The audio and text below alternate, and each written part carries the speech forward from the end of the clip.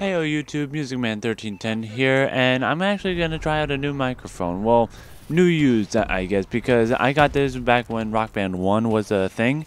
So, let me know what you think about it, or if you prefer my Turtle Beach microphone. But for now, I'm going to be talking about roles of a pro team. This is actually a series where I pretty much talk about the different roles that each pro team has. A lot of them are interchangeable, but some of them are specific. Like, there are some roles in League of Legends pro teams that you can't find in a Call of Duty pro team. But for now, we're sticking with Call of Duty Advanced Warfare.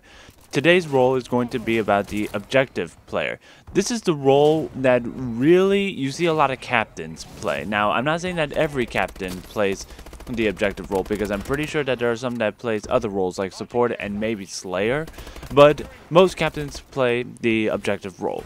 But what does this mean? Well, in competitive Call of Duty at least, there are these different objectives that you need to find throughout the map. And some of these objectives, like in Hardpoint, there's a single point within the map that to get the points for the win, you need to just be in it and hold it off as long as you can. In this case, it rotates every minute, so you also need to be mindful about when it's going to change, when to get off and move on to the next hard point, etc., until you either reach the 10-minute mark or you get 250 points for your team. In game modes like Uplink for competitive Call of Duty, there's this ball that the game calls a satellite. Now, on the map, there's going to be 2 points, one in your base, one in your opponent's base.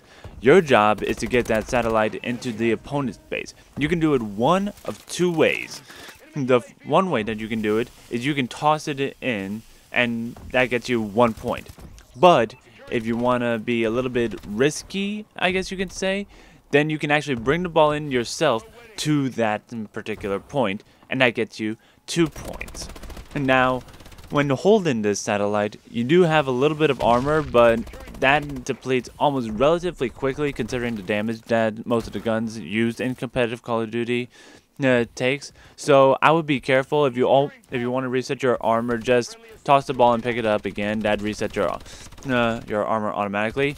Now, I call Uplink Call of Duty Basketball because there is a lot of teamwork involved, because it also gives you the option to pass the satellite. This happened to me a lot, where I'm in the awesome position with my team that they give me the ball and I get the 2 points, and I can hold myself down in the enemy base. So there's that. Now, I don't need to go much about capture the flag. It's a classic. Actually, no, what am I saying classic? It's a staple competitive game mode. Almost every first-person shooter has it as a competitive game mode. But in case you've been living under a rock all this time, what capture the flag is that, like Uplink, there's a flag in each base. But instead of taking a third object to the enemy's base to where the flag is, your job is to actually go to their base, grab their flag, and then run it back to your base and capture it on your flag. There is a catch, however, with this one.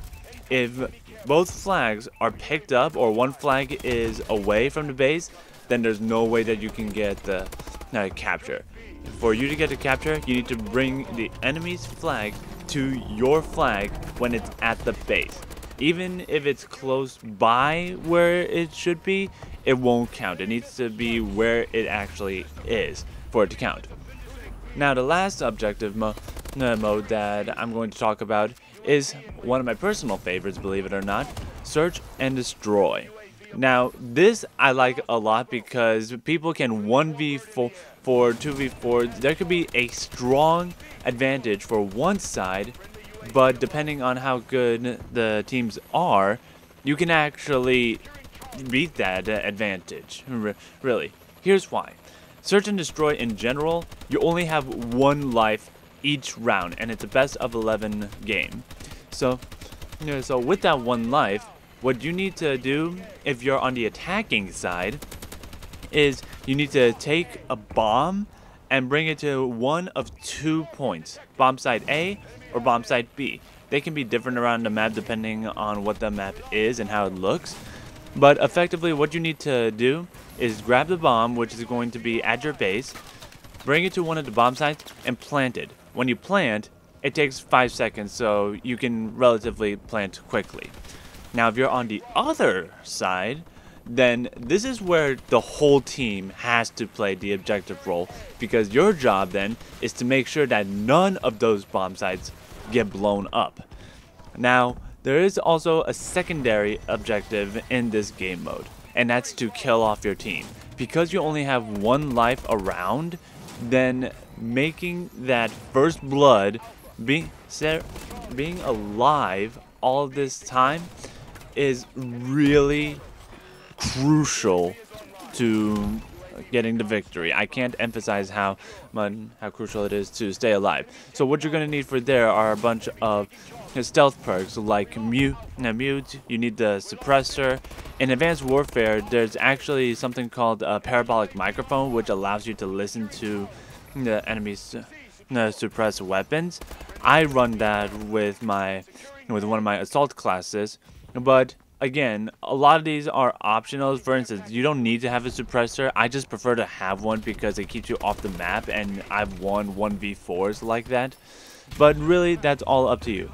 With respawn modes, it really depends. What I do for a hardpoint is that I run the trophy system. That way, whenever I'm in the hardpoint, I just activate it to block incoming nades and prevent my team from being stunned, because usually what I find my opponents doing is that they throw 2 stun grenades simultaneously, or one right after the other, and because I had the trophy system on, I can stop both of them and we stay on the hard point longer. With uplink and capture the flag, what I normally do is I run the ability overclock, so I can get from point A to point B and back quicker. Although unless you have the perk overcharge, then overclock is only going to get you from point A to point B, not so much back as fast. But that's besides the point. Another thing about uplink is that when you have the satellite, you're pretty much defenseless for pretty much as long as you have the satellite. So, but there's a plus side. Whatever weapon you had, whatever movement speed that it gave you, 80%, 90%, 100%, that all gets reset to 100% movement speed, so that's where overclock actually shines. A lot of people used to run stim to keep themselves alive, because stim is an ability that lets your health regenerate faster. But due to some recent eSports rules, stim got banned and can no longer be used in competitive Call of Duty. Anyways, that's all that I have for this video. Leave me your feedback in the comments for how you think I did. If this is a series that you would like to continue, if it is, then I will definitely be back next week with a support role, another role that I'm personally fond of. But until then, leave a like if you enjoyed the video, subscribe for more. I do have a Twitter, it'll be in the description below. And this is MusicMan1310 signing out. Peace.